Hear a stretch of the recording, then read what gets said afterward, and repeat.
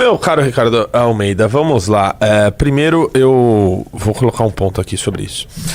Essa tarifa anunciada, né, é importante dizer, ela não foi implementada. Né? Ela não foi uma decisão oficial ali do governo dos Estados Unidos. Ela foi a conclusão daquela investigação da seção 301, que estava sendo feita pelo USTR, que estava investigando ali as práticas comerciais, por dizer assim, do Brasil, e fez essa sugestão de tarifa de 25%, e aparentemente hoje eles já anunciaram, fizeram outra sugestão de implementar mais uma outra porcentagem aí, né?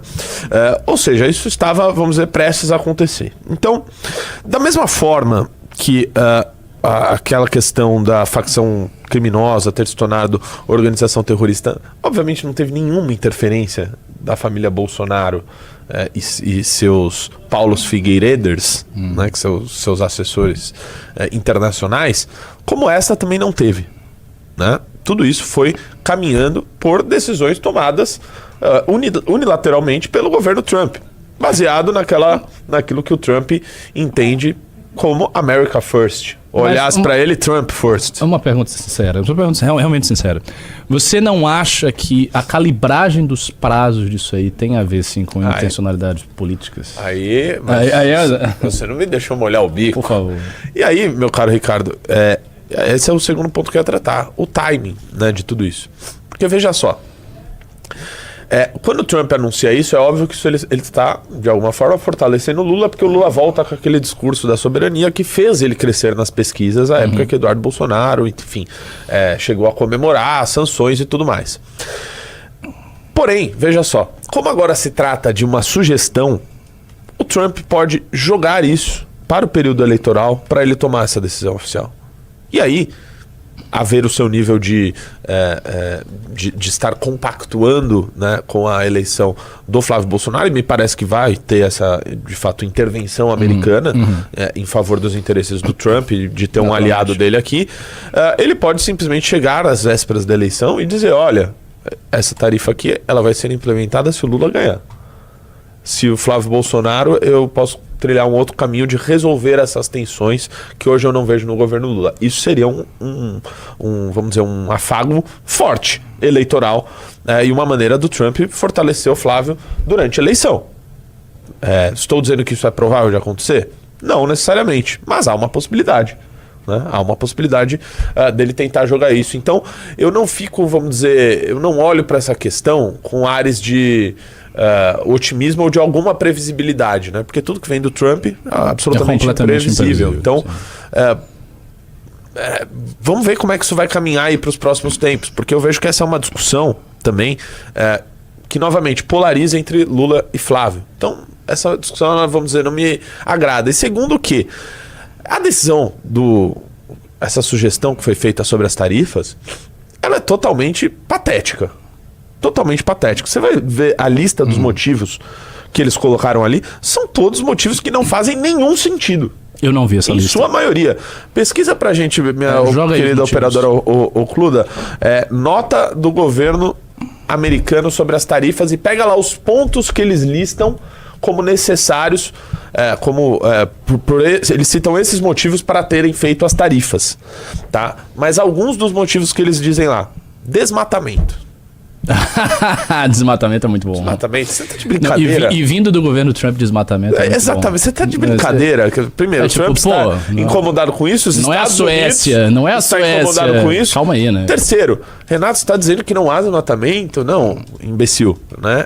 Inclusive parece que as queimadas subiram aí, né, durante o governo Lula. Correto. O ponto é, o Brasil, enquanto nação, é um dos países que mais preserva a sua mata, a sua floresta, né? Foi durante o governo Bolsonaro que o Macron fez aquela crítica a ele, falando sobre a Amazônia, etc., e que o Bolsonaro xingou a esposa do Macron. Sim. Então, como que agora você vai dizer que essa tarifa do Trump, com base neste motivo, faz algum sentido? Tá? Esse é um deles. Tem vários outros. Agora, você sabe que, do ponto de vista retórico, esse motivo é complicado para a esquerda falar contra. Justamente exato. Seria mais... Dá mais um zoomzinho, por favor. Vamos ver aqui. Isso daqui é as respostas do Brasil. Sim, pega aí os motivos. Pega os motivos. Segundo ponto, Defesa, segundo ponto, foi sobre o Pix. E o Pix que está sendo controlado ali pelo Banco Central, isso obviamente prejudica bancos americanos tipo, e daí? mais. Foda-se. E daí, lógico, claro. Não há motivo nenhum para nós aceitarmos qualquer tipo de tarifa ou sanção. Porque você tem uma tecnologia superior. Exatamente. E mais, não é o próprio Bolsonaro que reivindica que foi durante o governo dele que foi criado o Pix, por mais que na época, quando o Banco Central anunciou, perguntaram lá para ele, o senhor vai implementar o Pix? Ele, que é isso aí, pô? Que é isso aí, pô? É Pikachu? Nem sabia do que se tratava, mas ele reivindica pra ele. Anda com camiseta, o Pix é do Bolsonaro. Por mais que Paulo Guedes tenha falado até em taxar o Pix, né? Mas ele reivindica isso, ou seja, ele vai ser favorável à decisão dos Estados Unidos, que critica o Pix e por isso taxa o Brasil, não faz nenhum sentido, né? Tem outros pontos aí que a gente vai levantar, já achou? Tem outros pontos aí que também, assim, não fazem nenhum sentido, em geral. Alguns até fazem, vamos dizer. Questão de censura. Beleza. Né? Faz parte ali do consórcio PT-STF. Sobe mais um pouquinho isso aí. Sobe. Ali, ó. Outro. Que o Brasil fez acordos comerciais do Mercosul com México e Índia. Não pode? Não pode fazer. Concorda pra gente. Não faz assim. Não pode o Brasil fazer acordo com a Índia, que faz parte do BRICS. Não pode fazer acordo com o México. Qual que é o sentido nisso? Outro ponto. Seria durante o governo Bolsonaro diferente? Como todos os governos fizeram acordos, tanto com o México quanto com a Índia. Qual que é o ponto sobre isso? Desce outro aí. Fala sobre etanol. Etanol e açúcar. Afirma que o Programa Nacional de Biocombustíveis permite a participação de produtores estrangeiros em igualdades de competições. O governo destaca que os Estados Unidos cobram tarifa de 12,5% do etanol brasileiro. Ou seja, esse eu nem entendi, na verdade. Não se pode ter um Programa Nacional de Biocombustíveis no Brasil? Eu também não entendi, absolutamente. É porque eles alegam que o Brasil tem um tratamento diferente para com os Estados Unidos.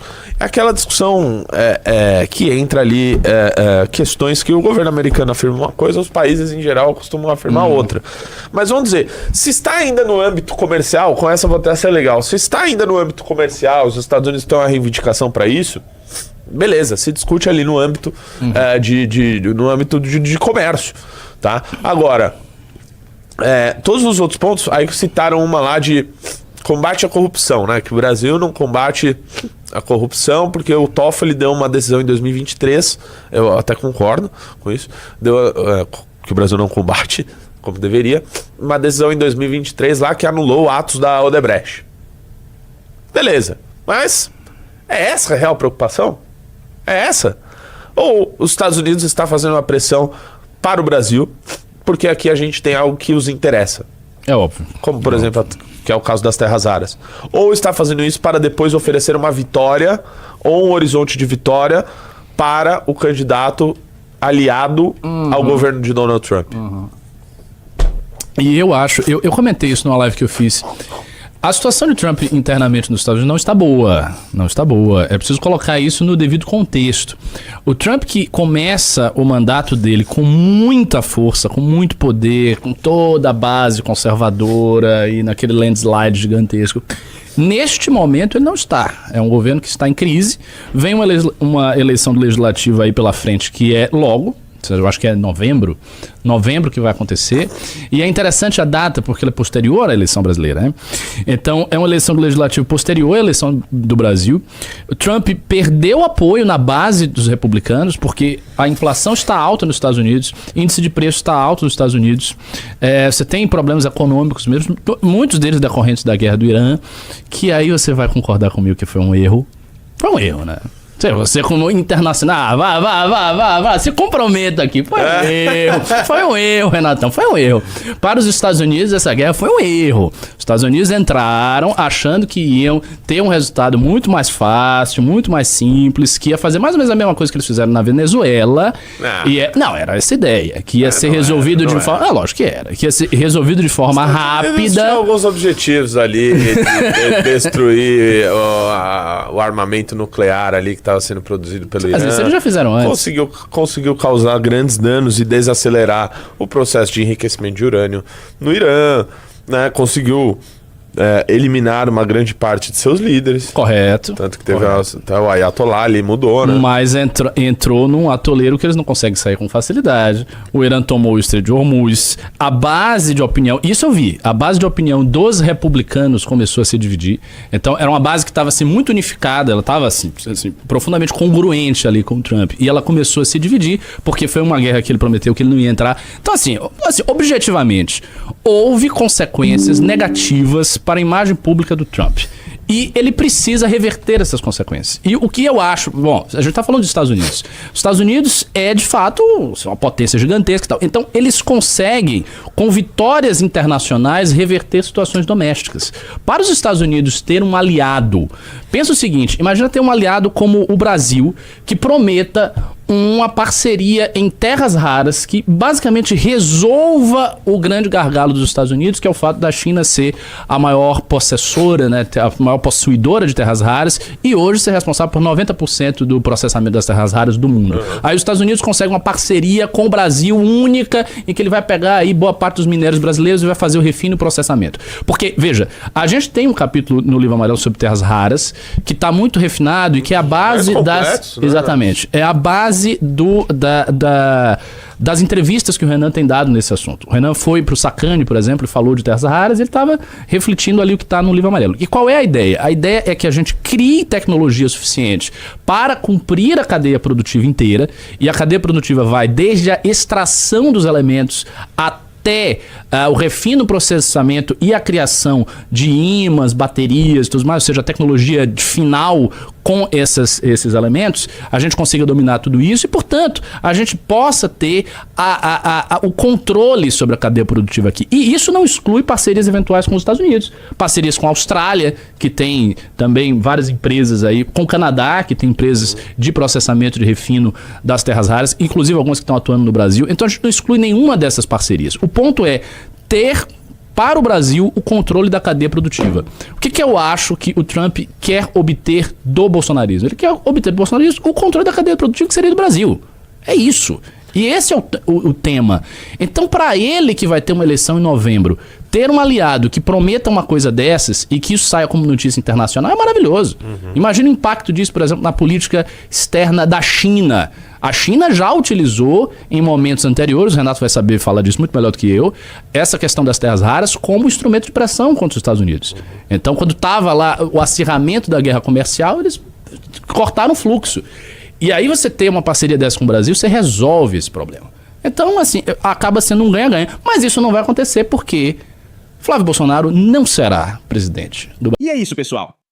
Se você curtiu o vídeo e quer continuar acompanhando os melhores cortes e conteúdos aqui no canal Aurinegro, já deixa o seu like, porque isso ajuda demais o canal a crescer.